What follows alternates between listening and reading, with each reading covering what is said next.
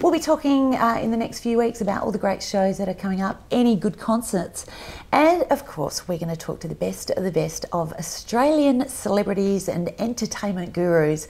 None more special than my special guest for this evening, Mr. John Swan. Welcome. Thank you. Very nice. Oh, you know, Which part of guru do we fit into? he paid me a little bit of money to say that. Now, John, you're living in Adelaide. I am. Now, but you're actually quite hard to get a hold of because you do most of your work interstate too. Well, yeah, I've been doing the Bon Scott thing. That's been, last week was Melbourne and Sydney. Yes. And then, no, the week before was Melbourne, Sydney. Last week was Sydney. And just where the work is every time I move, I was in Queensland and there was everywhere. When I lived in Sydney, I was working in Queensland, Adelaide and Melbourne. So I bought a place up in the hills in Queensland in Mount Tamborine, great little spot.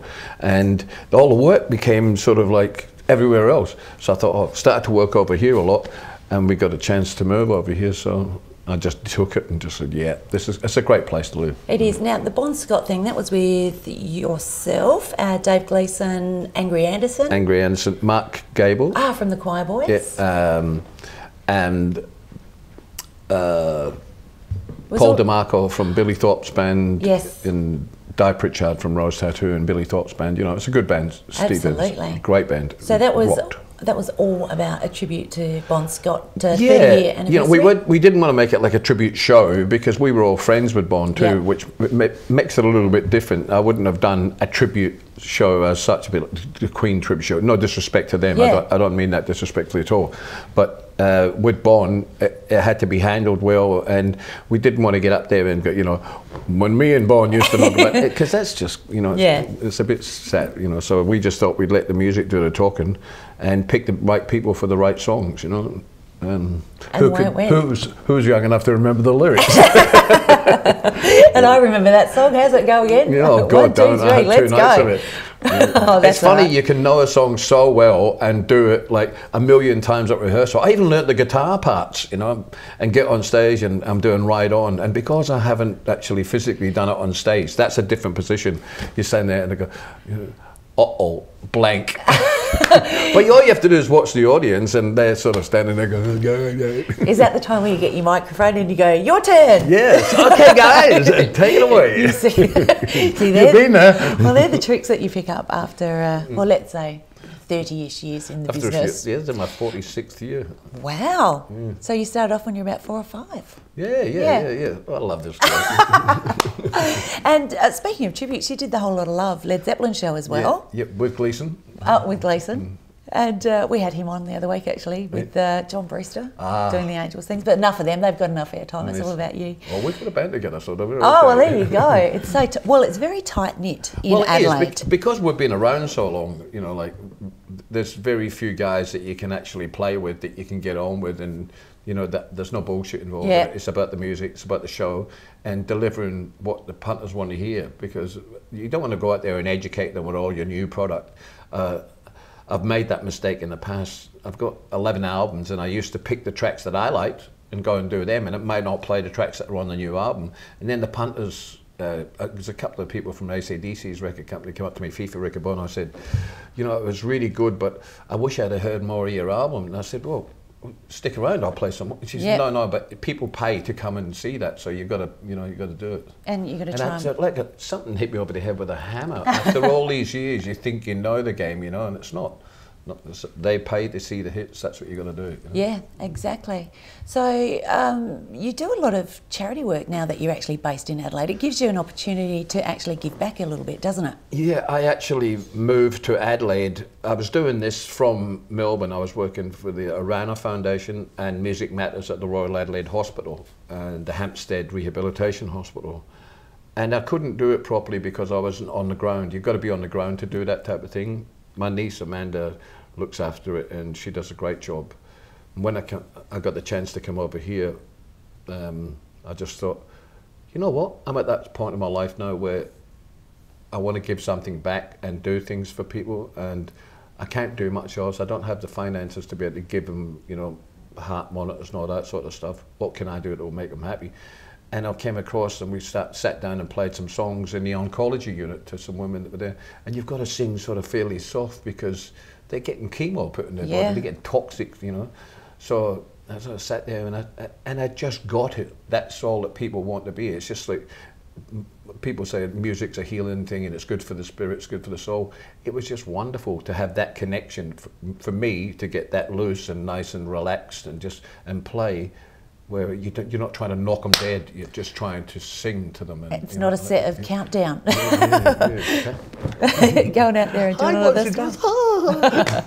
So, well, you do that around, don't you? You go around and you play songs. Yeah, I go from ward to ward, and we do the thoracic, you know, we do the oncology. I did the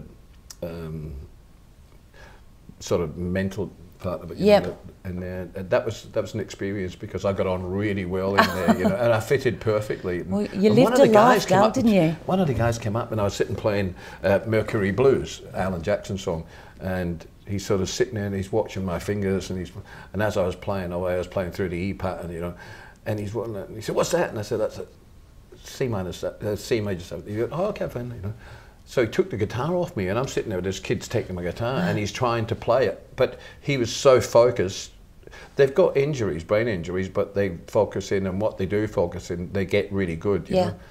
And I really like that. It doesn't take much in my life to make me happy, but if you can get through the day and make somebody else's day a little bit brighter, it certainly makes my day, you know.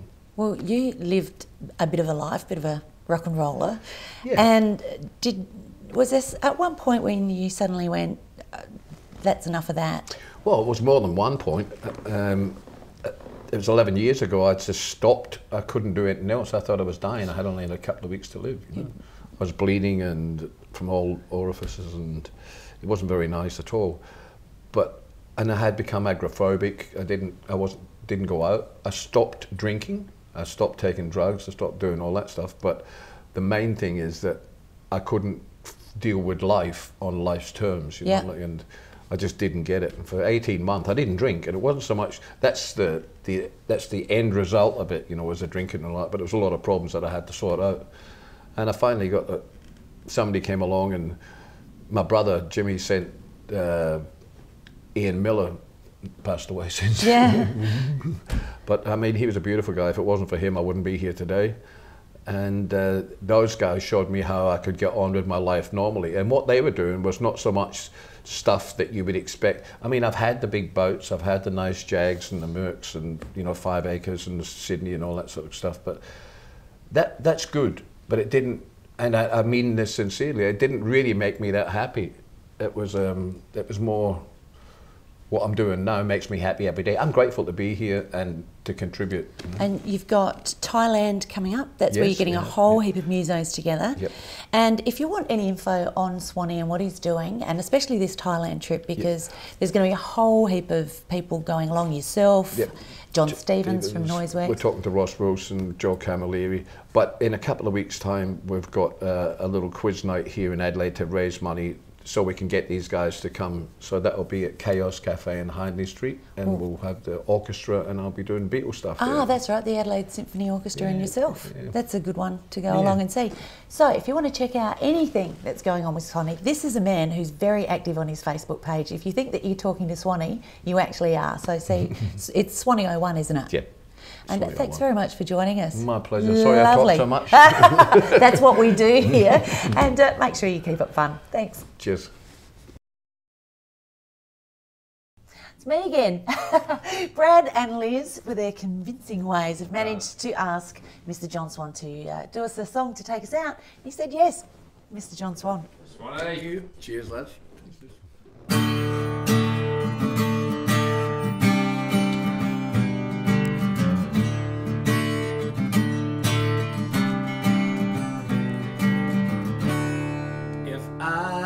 Carpenter, and you were related, would you marry me anyway? Oh, would you have my baby? If a tinker were my trade, would you still find me carrying the pots I made, follow close behind me?